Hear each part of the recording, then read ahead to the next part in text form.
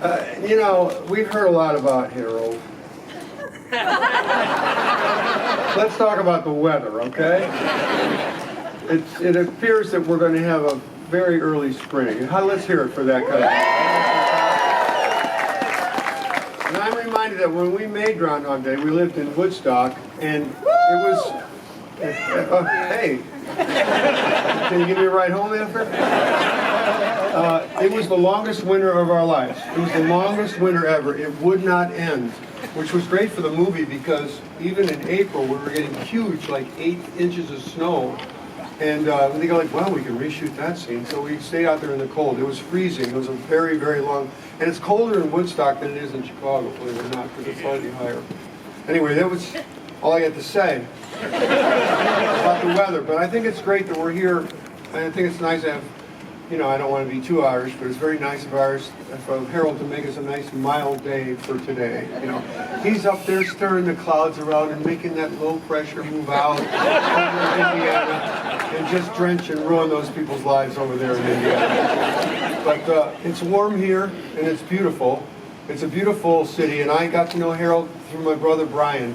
They took care of me and let me hide out in Old Town when I was just a troublemaker from the North Shore. So they took care of me, and I learned a lot from those guys, from Brian and Joe Flaherty and Harold Ramis and Eugenie Ross Lemming. Those people were wonderful to me, very kind. And it's the kindness of those people that really made it possible for me to avoid the penitentiary and have some sort of a life, as my brother used to say, how do you justify your existence? So I'm able to keep a job. I'm a union man. Come on, I'm a union guy. I'm a union guy and I love it. It's great to be here in the greatest city in the United States of America.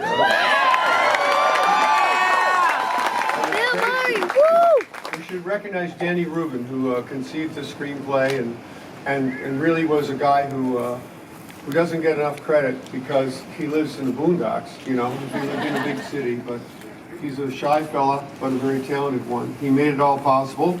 He gave us all a script that we could all the actors did better than the script, didn't we? They all did better, and that was Harold and Danny who made it possible to be better than the movie, than the script.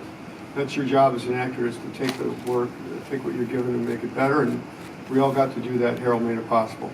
But the guy who made it possible for me the most is sitting next to me. He's the mayor of Punxsutawney, Pennsylvania in the film, and he's one of the greatest people I've ever known in my life. He's my brother, Brian Doyle-Murray.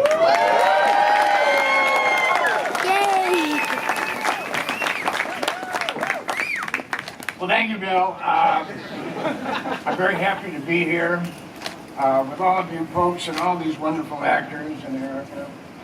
And my friendship with Harold goes way beyond Groundhog Day. We started in the Second City in the workshop in 1968 and then worked on radio, stage, TV, movies.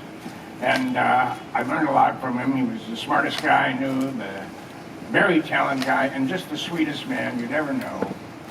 And the most important thing I ever got from him, he gave me the opportunity, working on Groundhog Day, to work with my wife, who is a veterinarian now, but before she was a veterinarian, she was an assistant director in the film business, and before that, she was a production assistant, most notably on Groundhog Day. So thank you, Harold, for giving me the opportunity to meet my life partner. I love you.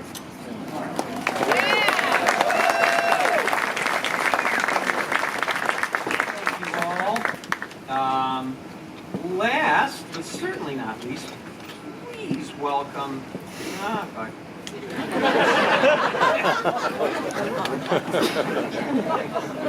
Oh yes, we have a few more. Oh wait a minute. Thanks. Woo!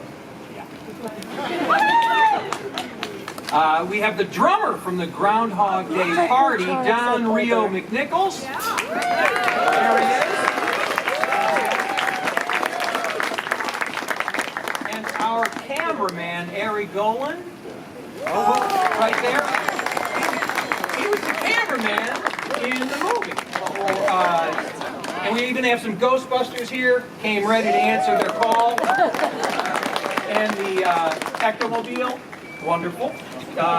There are a few more cast members who were unable to be here in person but wanted to share a few words about Harold on this special day, and so we'll watch them. Listen.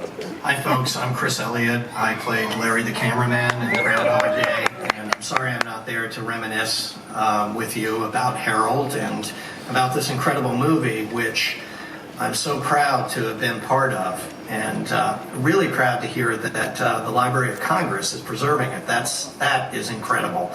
I'm actually in another movie that's in the Library of Congress called Cabin Boy, and it's 30th anniversary. Ceremony, so hopefully we'll see you all there too. I remember shooting Groundhog Day. I remember laughing in the van with Robin Duke on our way to the set. I remember eating a lot of baby back ribs and drinking a shitload of Remy Martin with Brian Doyle Murray. Apparently the Murrays like alcohol. But even with friends like that, I was a little intimidated on the set, and Harold knew that about me, and every morning I would show up and he would give me a huge bear hug that always made me feel welcomed and made me feel wanted, and I've never forgotten that. It didn't stop him from giving me notes on my performance, which, you know, were usually things like, bring it down a little bit, Chris, it's going to be on a big screen, bring it down just a little bit. But he was protecting me. I remember when we had wrapped Groundhog Day, we were all in San Francisco doing the press junket, and I herniated a disc in my back, and when all was said and done and I was ready to fly home, Harold arranged for a bodyguard who looked a lot like, or was, Dolph Lundgren, to come to the hospital, take me to the airport, and literally carry me onto the plane. And that was Harold, always thinking about other people. And you know, his talent aside, to me, his legacy is his kindness. And in fact, when I think about Harold and his kindness, I think what a piece of shit I am. So I don't think about it that often. But Harold, thank you for the memories. I love you. I miss you. God bless you. Happy Groundhog Day. And I'm going to have a drink because all this talk about Remy Martin's triggered me. Hello, this is Stephen Tobolowsky speaking.